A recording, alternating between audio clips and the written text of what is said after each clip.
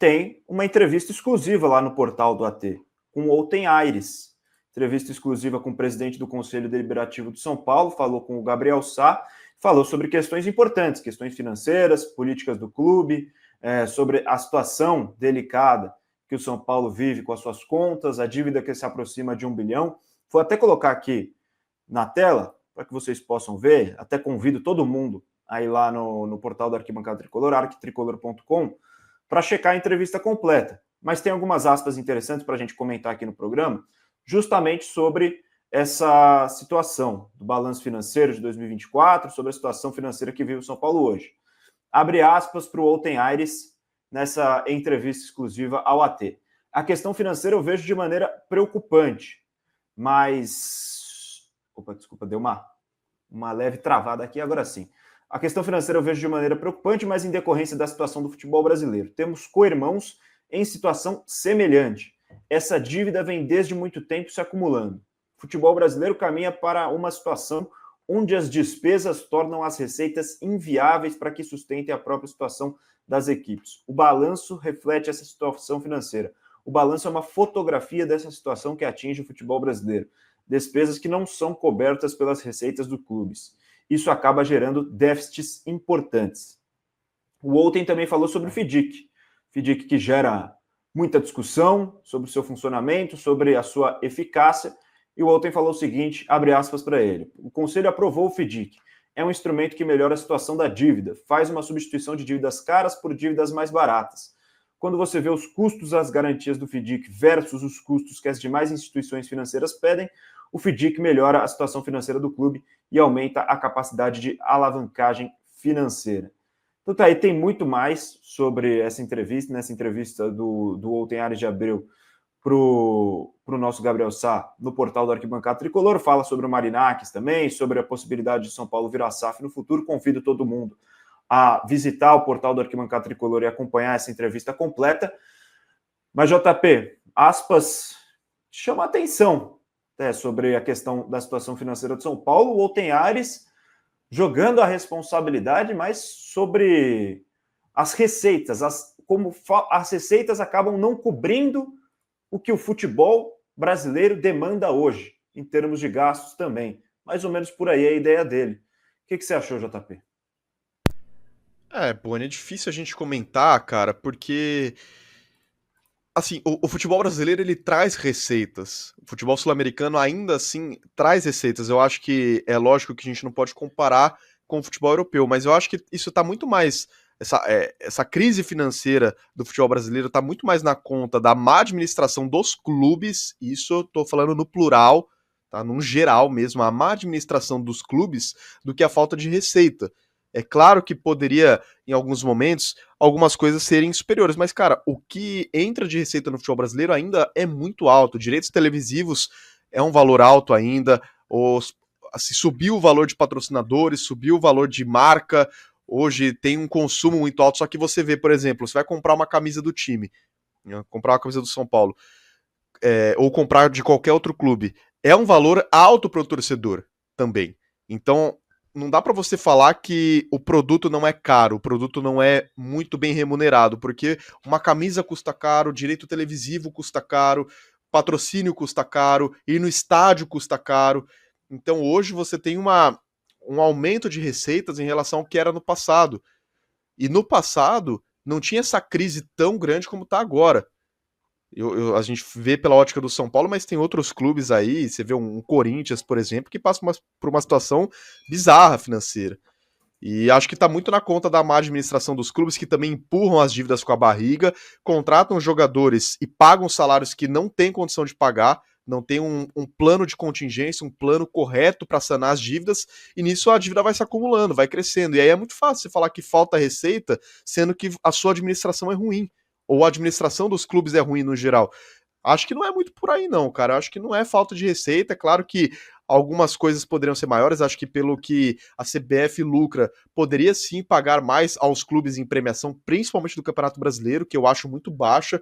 A premiação do Campeonato Brasileiro está muito mais em direito televisivo do que a premiação em si da competição, então eu acho que isso poderia subir.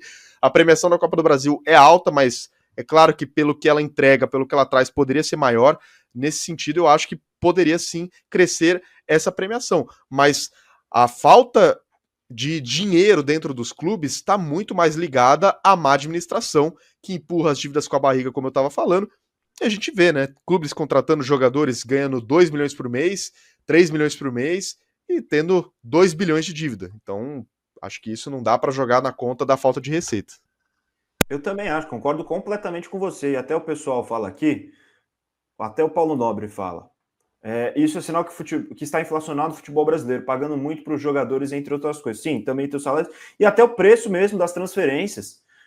A gente vê, até saindo, São Paulo pagou 20 milhões pelo Ferreirinho, que é um jogador importantíssimo, até falar hoje pode soar como errado, mas, pô, é caro, é um preço caro para um jogador como o Ferreirinho. Esse ano mesmo, a gente teve uma contratação que eu achei bizarra, não no São Paulo, mas em outro clube. Tassiano, mais de 30 milhões de reais pelo Tassiano. Então tá tudo muito caro. Todos os jogadores estão muito caros. Os jogadores comuns estão caros. E eu acho que sim. E isso, nesse caso, o Outen até pode estar certo. Está muito inflacionado. A receita não comporta a atividade no mercado nesse sentido. Mas aí é que entra o que você falou e eu acho que está completamente certo. Saber gerir, saber onde gastar, saber onde apostar. Entra também a utilização da base, porque, por exemplo, um Tassiano, eu estou usando Tassiano porque para mim foi extremamente bizarro o preço que foi comprado Tassiano pelo Santos. Um jogador de base poderia cumprir a função, o papel que o Tassiano tem num time. O Ferreirinha hoje não sei, puxando para o caso do São Paulo, mas, por exemplo, um Gabriel Neves, que o São Paulo gastou uma grana também. Jogadores na base que poderiam cumprir essa função. Você gasta muito menos pegando da base esses jogadores para compor elenco, muito mais barato em termos de salário, e claro, você não gasta nada pela transferência. O valor pago pelo Vitor Roque, relembra aqui a Mari Pavés também, até se entende um pouco mais, porque é um jogador jovem, é um jogador que tem ainda uma grande perspectiva de venda pelo lado do Palmeiras, mas ainda assim, muito caro. O Marcos Vinícius, o Galopo, realmente, o Galopo também, mais de 30 milhões. O Galopo milhões. é o nosso Tassiano, né? O Galopo é o nosso Tassiano. Tinha até esquecido do Galopo. Eu estava usando o Tassiano de exemplo, tinha esquecido, poderia ter usado o Galopo. Pô, um cara que você muito bem acha na base alguém para cumprir a função dele. Um cara que compõe elenco, que entra uma vez ou outra, que nem entrega tanto assim em termos de números, de participações em gols.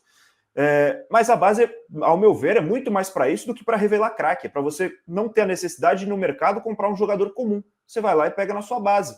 Vez ou outra sai um craque, isso é muito bom. Sai um grande jogador, um jogador decisivo, um jogador que você vende e consegue lucrar. Mas na maioria das vezes é para revelar esse cara que fica realmente no banco, entra uma vez ou outra e você não tem que pagar mais de 30 milhões num Galopo, né, JP? É isso que eu entendo. Então aí é que entra também a gestão, saber como utilizar esses recursos, como se adequar ao mercado inflacionado que existe hoje no futebol, não só brasileiro, mas no futebol internacional também, saber gerir e utilizar muito bem os recursos que você tem para minimizar esse prejuízo financeiro, né? E você vê que o São Paulo, nesse momento, tem uma geração boa na sua base. Então é o momento de você aproveitar esses jogadores para compor o elenco. Alguns vão ganhar chance como titular, como o Alves, Lucas Ferreira, o Rian tem que ganhar mais minutos. E você tem outros jogadores que podem compor bem o elenco. Você tem o Igão, que é um bom zagueiro. Você tem o Mike, que é um baita lateral direito. Eu acho que os goleiros também, reserva. Você tem o titular, aí você pode ter um reserva que... Né, o ideal seria ganhando um salário que tá nos padrões do clube, e o terceiro goleiro necessariamente ser da base, cara, porque você precisa também integrar esse cara para ele ser o goleiro reserva em 2, 3 anos no máximo. Ou até o titular, dependendo da idade do seu goleiro titular, que no caso o Rafael, cara, daqui 2, 3 anos não vai ter o nível que ele tem agora, talvez nem esteja jogando mais. Então precisa ter essa construção. São Paulo errou muito nisso, falhou nessa construção de goleiros, por exemplo, você vê o PR, cara, o PR o São Paulo perdeu. São Paulo praticamente doou o PR, perdeu pro Botafogo, né, doou pro Botafogo. Exatamente. E hoje ele tá jogando muito bem lá no Lyon. Então o São Paulo precisa fazer essa construção, essa integração, essa transição da base para o profissional de uma forma diferente do que vem sendo feito nesses últimos anos. Por exemplo, o Palmeiras, que é um clube talvez exemplo de saúde financeira atualmente no futebol brasileiro. Hoje o Palmeiras tem muitos jogadores da base compondo o elenco. Porque o futebol tá caro para todo mundo, Boni. Então você precisa achar soluções dentro da sua casa. Se você tem uma boa base, se você tem um bom trabalho construído já desde a sua base, por que não aproveitar? Por que não fazer essa saúde financeira melhorar? Seja na montagem do elenco, né? Porque a gente tá falando aqui de compor o elenco, mas também em vendas de jogadores, em valores altos que você lucra com esse jogador que você formou. Porque se você ficar contratando, gastando dinheiro para compor elenco, além de você perder o seu jogador da base por um preço michuruca ou de graça, você gasta, você tem prejuízo financeiro montando o seu elenco atual profissional. Então precisa ter essa transição e também essa construção de uma base forte, sólida, que componha bem um time profissional. Alguns jogadores até consigam ser titulares, entregar futebolisticamente para o clube, mas também financeiramente ser um bom, quem sabe, eu posso falar, um bom ganho, né, para o clube, porque é bom para o atleta também que é bem aproveitado, mas também é bom para o clube que aproveita o jogador e também vende por um valor considerável para o futebol europeu, que, claro, tem um poder de gasto muito maior e 20 milhões de euros para eles não é nada, para a gente é muita grana. Então precisa ter essa construção, porque vai sim conseguir vender o jogador por um valor interessante. Exatamente. Até tem uns comentários aqui que eu gostaria de responder. O Anderson Reis falou o seguinte: São Paulo pagava 500 mil pelo Jusilei, culpa nossa que a época obrigou a diretoria a renovar com o mesmo. Aí é que entra também o pulso firme da diretoria. E aí eu admiro muito a Leila Pereira do Palmeiras nesse sentido, porque ela segue as suas convicções. Ela não se deixa levar pelo clima externo com relação à torcida, à imprensa. A gente sabe a importância da torcida opinar, mas em alguns momentos é importante ter pulso firme. A gente sabe que a nossa diretoria é muito influenciada pela opinião pública também. Então, aí é que entra o diretor ter a sua convicção, falar, ó, não dá para renovar com esse cara, vai extrapolar o que a gente pode de gastos, a gente tem que buscar alguém nessa característica nas mesmas condições que a gente contratou, por empréstimo ou livre no mercado, então nesse momento não dá para renovar. Então, acho que falta um pouco disso com relação à diretoria também. Não querer escutar tanto o que vem de fora e tentar seguir mais as suas convicções, ter convicções, especialmente.